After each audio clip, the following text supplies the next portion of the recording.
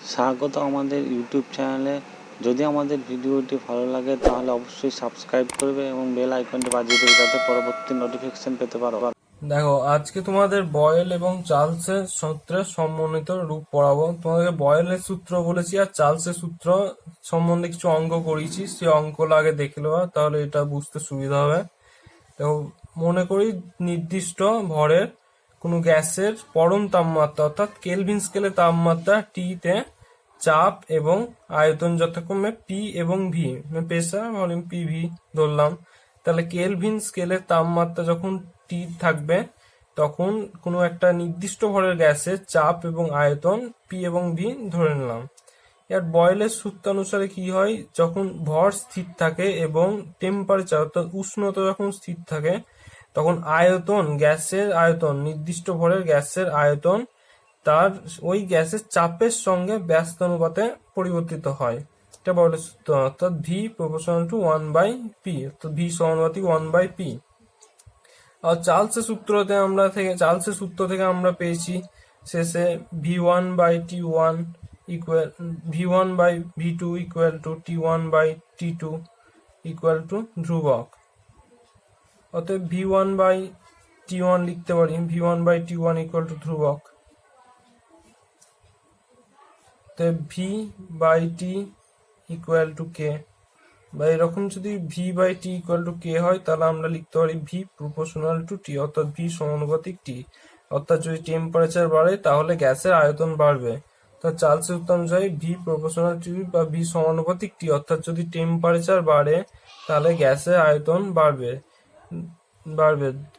যখন গ্যাসের ভর এবং পি স্থির। চার্লসের সূত্রতে সবসময় চাপ স্থির থাকে, প্রেসার স্থির থাকে, তাই পি স্থির। যৌগিক ভেদের সূত্র অনুসারে যখন ভি প্রপোর্শনাল টু 1/p এবং ভি প্রপোর্শনাল টু t হয়, বা যে কোনো রাশি m প্রপোর্শনাল টু 1/n, আবার m প্রপোর্শনাল টু যদি যদি o হয় তাহলে আমরা লিখতে পারি m proportional to o/n, m proportional to o/n লিখতে পারি।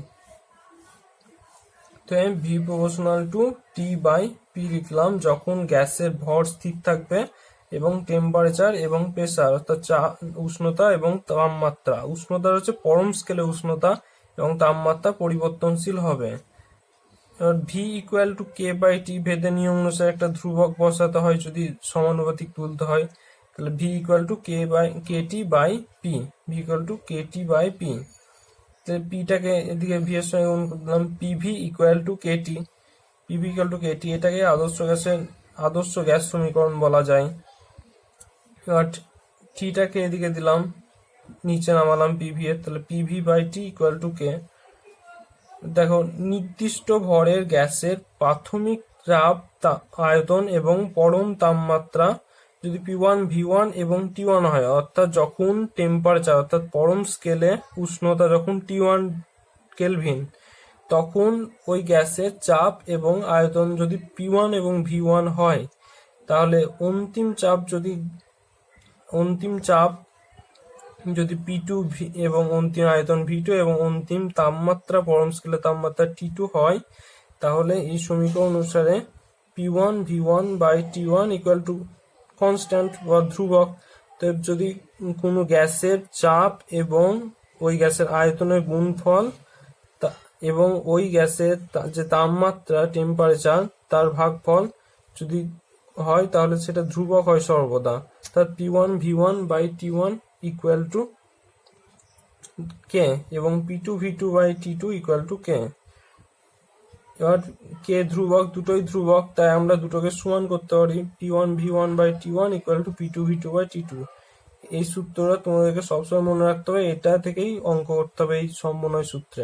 দেখো, 1 নম্বর অঙ্ক, নির্দিষ্ট ভর বিশিষ্ট একটি গ্যাসকে -15°C থেকে 15°C উত্তপ্ত করলে তার চাপ 43 সেমি Hg থেকে বেড়ে 64 সেমি Hg হলো। গ্যাসটির প্রাথমিক ও চূড়ান্ত আয়তন দ্বয়ের অনুপাত নির্ণয় করো। অর্থাৎ প্রাথমিক তাপমাত্রা বলে দিয়েছে 15°C -15°C এবং অন্তিম তাপমাত্রা বলে দিয়েছে 15°C। আর এখানে প্রাথমিক আয়তন 43 সেমি Hg থেকে বেড়ে হয়েছে 64 সেমি Hg, যেটা অন্তিম অন্তিম চাপ।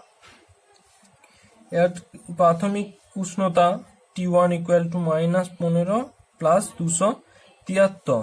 তার এখানটায় আমাদের অঙ্ক করবার জন্য কেলভিন স্কেলের টেম্পারেচার দরকার, তাই সেন্টিগ্রেড থেকে কেলভিনে পরিবর্তন করলাম 273 যোগ করে। তার 273 থেকে 15 বিয়োগ করা হয় 8 5 2 258। 258 কেলভিন হচ্ছে প্রাথমিক উষ্ণতা। আর প্রাথমিক চাপ বলেছে 43 সেমি এইচজি, অর্থাৎ প্রাথমিক চাপ 43 সেমি এইচজি।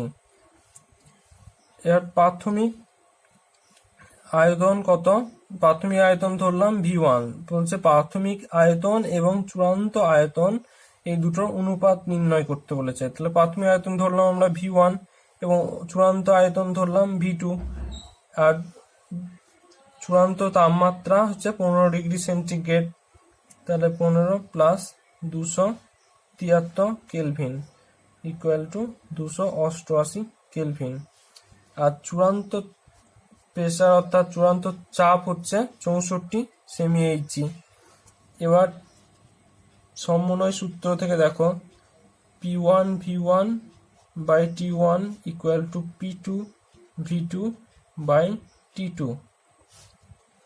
আর প্রাথমিক চাপ বলেছে 43 ইন্টু প্রাথমিক আয়তন V1 বাই প্রাথমিক উষ্ণতা হচ্ছে 258 ইকুয়াল টু প্রাথমিক চূড়ান্ত চাপ অর্থাৎ অন্তিম চাপ হচ্ছে 64, তো অন্তিম আয়তন V2 ধরেছি V2 বাই অন্তিম তাপমাত্রা হচ্ছে 288।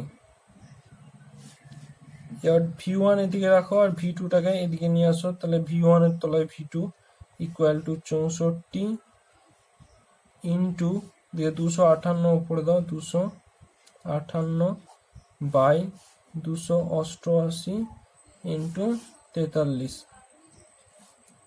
দো 4 দিয়ে কাটো, 4 × 64, 4 × 7 = 28, 4 × 2 = 8। আবার একে 2 দিয়ে কাটো, 8 × 2 = 16, এ 2 দিয়ে কাটো 36 × 2 = 72, একে 2 দিয়ে কাটো 18 × 2 = 36, আর এখানটায় 2 দিয়ে কাটো 1 2 9 129। 43 দিয়ে দেখো 4 43 129, 3 43 129,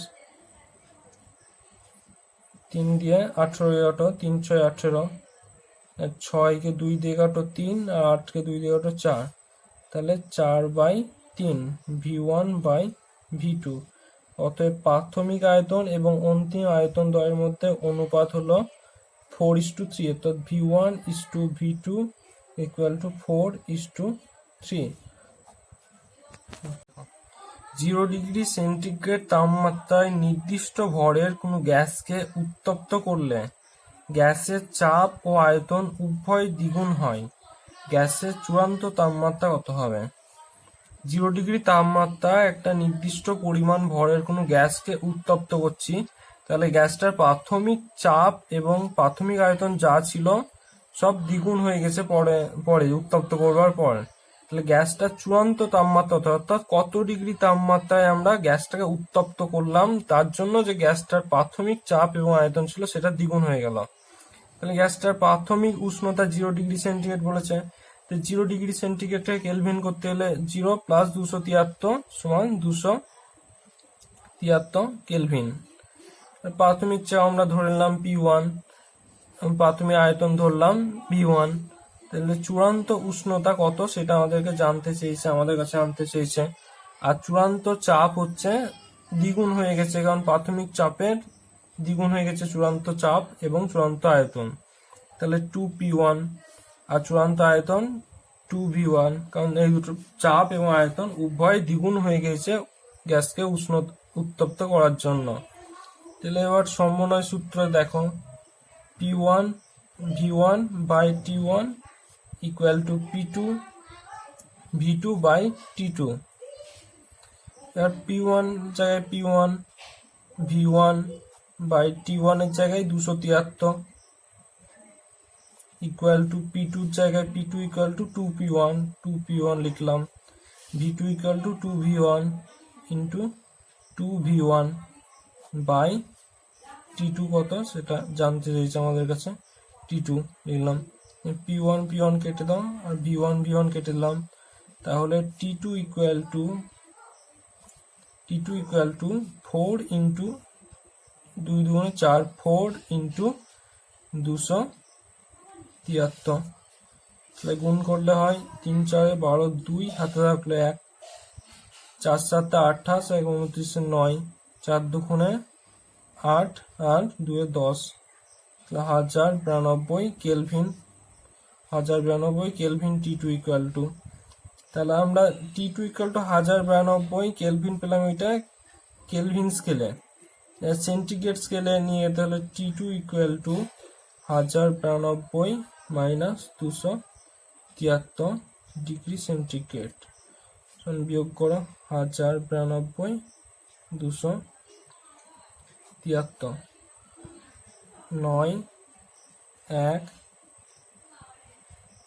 8, 819 ডিগ্রি সেন্টিগ্রেড